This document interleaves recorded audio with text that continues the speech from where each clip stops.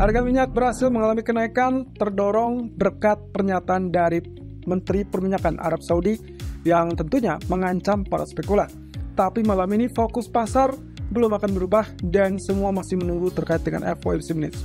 Walaupun berkali-kali kita juga sempat mengatakan bahwasanya minutes yang dimaksud adalah risalah ataupun ringkasan dari hasil keputusan pertemuan sebelumnya. Tapi kenapa minutes kali ini cenderung lebih penting? Karena ada beberapa hal yang akan dinantikan dan juga itu semua terkait dengan suku bunga.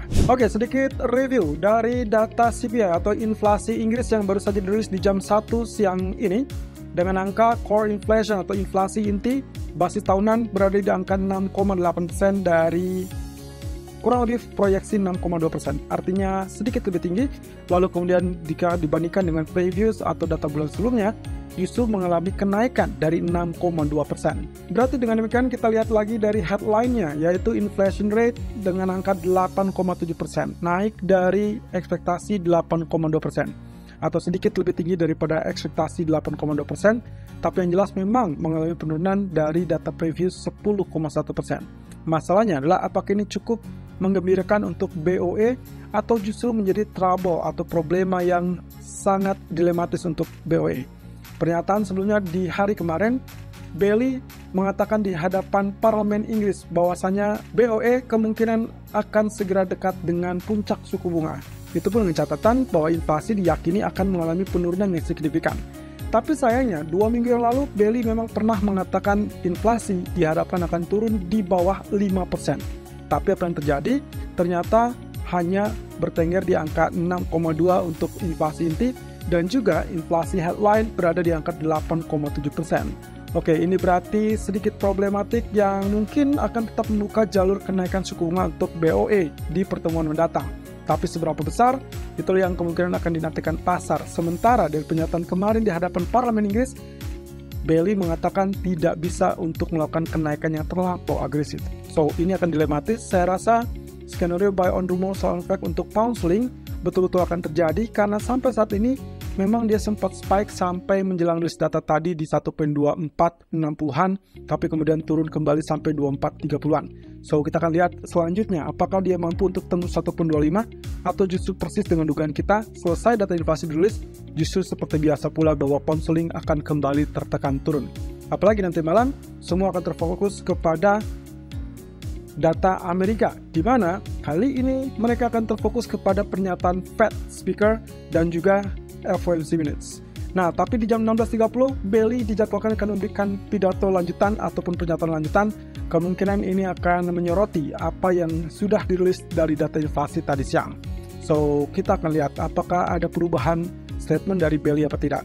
Kalau tidak, maka kemungkinan potensi penurunan itulah yang akan kembali terjadi untuk pound sterling.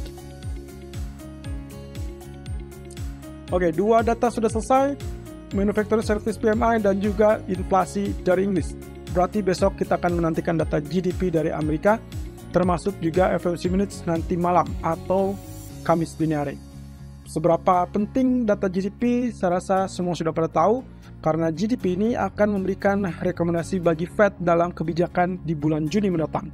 Apakah Amerika sedang mengalami perlambatan ekonomi yang betul-betul menggerus atau bahkan mengancam kepada resesi, atau mereka masih tetap kuat seperti apa yang diyakini oleh para pejabat Fed lainnya. Kemudian FOMC minutes nanti malam, ya, ini adalah kemungkinan kita akan melihat apakah akan menjadi penegasan bagi pernyataan sebelumnya, yaitu mereka akan tetap dalam jalur kenaikan yang sudah selesai. Dot menunjukkan bahwa kenaikan terakhir adalah di bulan Mei kemarin, kemudian akan dilanjutkan dengan jeda kenaikan suku bunga di bulan Juni. Kalau itu yang terjadi, berarti itu adalah penegasan dari apa yang disampaikan Powell berkali-kali, termasuk di pernyataan dalam simposium di minggu lalu.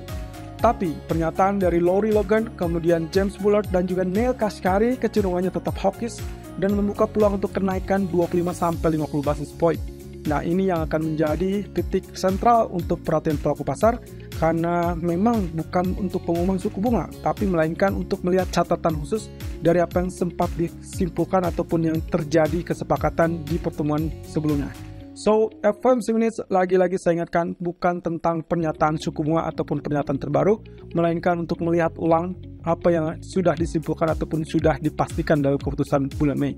Kalau tidak ada perubahan, saya rasa kita tidak perlu melihat lagi apa yang disampaikan dari sisi hawkish, melainkan sisi peluang terkait dengan jeda kenaikan suku bunga.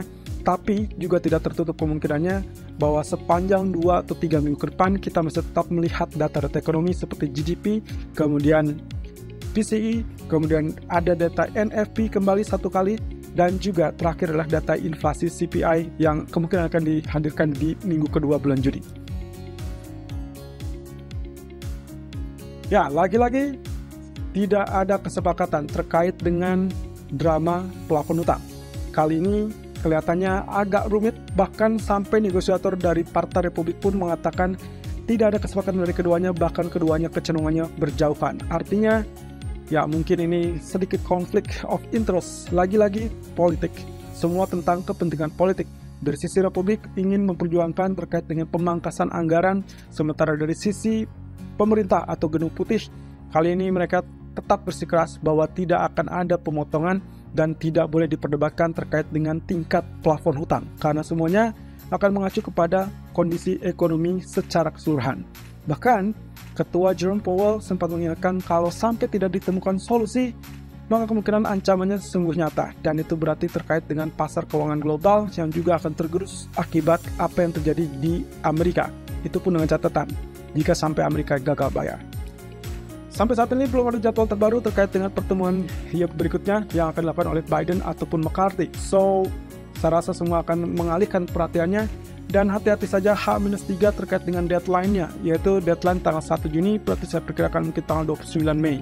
Sayang 29 Mei, market Amerika libur, dan kemungkinan Kongres mulai memasuki masa reses dalam waktu mendatang. So, kita lihat, apakah akan mengacu kepada waktu berarti mungkin hanya tersisa di minggu ini hanya hari Kamis dan Jumat untuk pembahasan, atau bahkan mungkin saja di akhir pekan. Ya, pernyataan dari Bailey di hadapan parlemen jelas menegaskan terkait dengan penyesuaian suku bunga kemungkinan baru akan dilakukan, dan itu pun seperlunya. Artinya kemungkinan tidak akan terlampau agresif. Kalaupun BOE tetap melakukan kenaikan suku bunga diperkirakan hanya berkisar 25 basis point saja, dan saya rasa pernyataan yang lebih tegas lagi adalah terkait dengan mereka tidak mungkin melawan inflasi terlalu tinggi dengan suku bunga yang akan dinaikkan, karena semuanya akan melibatkan problematik tersendiri terkait dengan ekonomi.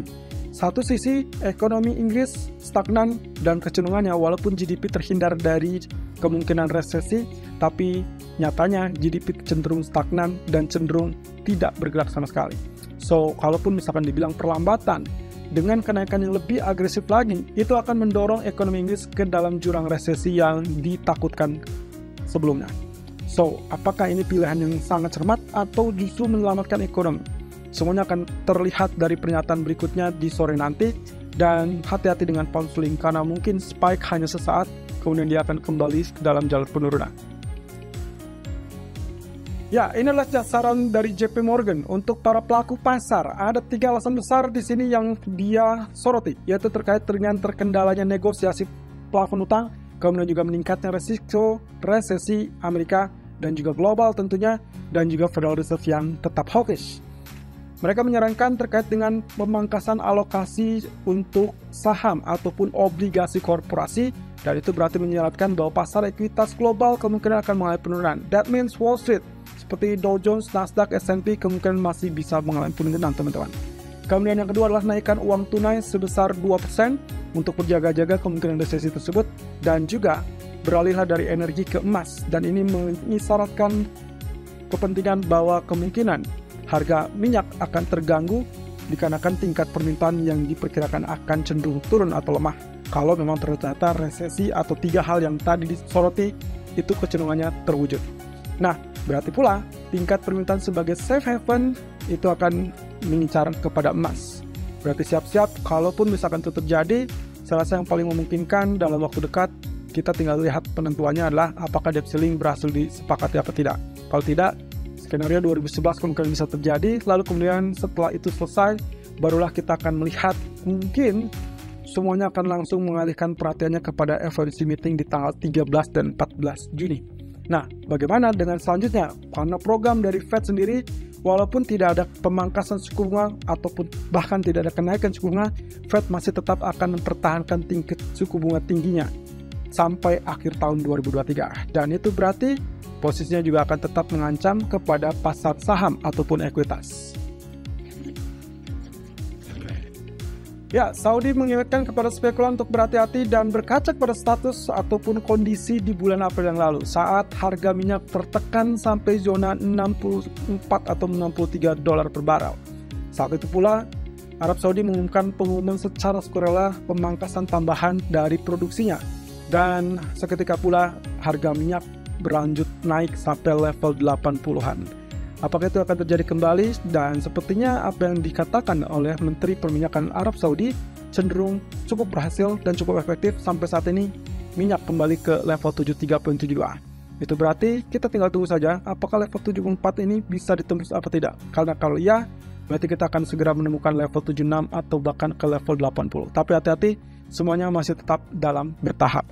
So, semua data ekonomi yang sekarang akan dituju adalah terkait dengan FOMC minutes. Jadi semuanya harap bersabar dan kemungkinan juga di sore hari akan diawali dengan pemicunya adalah pernyataan dari Andrew Bailey.